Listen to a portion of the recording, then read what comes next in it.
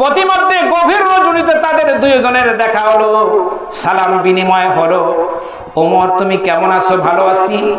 আবু বকর বলছে হুজুর আপনি কেমন আছেন? বলে আমিও ভালো আছি।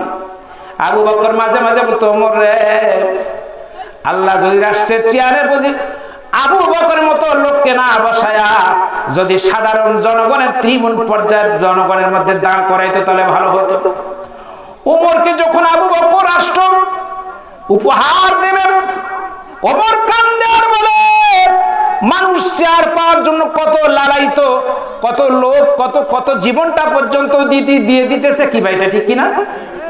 অথচ ওমর রাদিয়াল্লাহু তাআলা তিনি কান্দেন আর বলেন হারে আমাকে যদি আবু বকর তার শূন্য চেয়ারে বসে না দিয়া আমায় যদি একটা আরবের মরুভূমির যদি একটা তৃণলতা একটা ঘাস একটা বানায়া দিত, এখানে হরিণগুলি বিচরণ করত, দুম্বাগুলি বিচরণ করত, আমারে খেয়ে নিত, আবার অঙ্কুরিত হতাম, আবার খেয়ে নিত, এভাবে করে কিয়ামত হয়ে যেত, আল্লাহর কাছে জবাবদিহি করা লাগতো না। এবার ওমর বলছে আবু বকর আপনার পায়ে কোনো, আপনি যে রাষ্ট্রপ্রধান অথচ আপনার পায়ে স্যান্ডেল নাই, গভীর রজনীতে খালি পায়ে চলেন, অন্ধকারে কাটাও তো আপনার পায়ে বিঁধতে পারে। অথচ আমাদের দেশে এমনও প্রধানমন্ত্রী যারা প্রোটোকল আছে অথবা একজন কি আছে পিয়ন আছে, তারা হেলিকপ্টারে করে যাওয়ার পরে ঈদের নামাজ পড়ে ভারতে, এরকম নজির আছে না নাই? কাপড় কেনার জন্য যায় সিঙ্গাপুরে, আছে না নাই? কথা কন না কেন আপনারা? ভয় লাগে নাকি?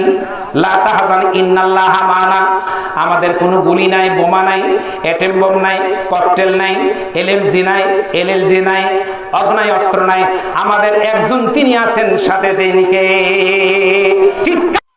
তিনি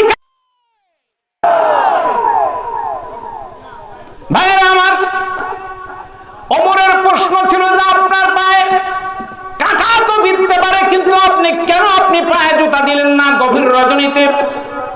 সাইয়েদনা সিদ্দিক আকবর রাদিয়াল্লাহু তাআলা তিনি বলছেন ওমর রে তুমি জানো না আমি রাষ্ট্রপ্রধান হয়ে পায়ে খরম লাগায়া মুস্কি মুস্কি হাসবো আর আমি মদিনা সফর করবে, এটা হয় না।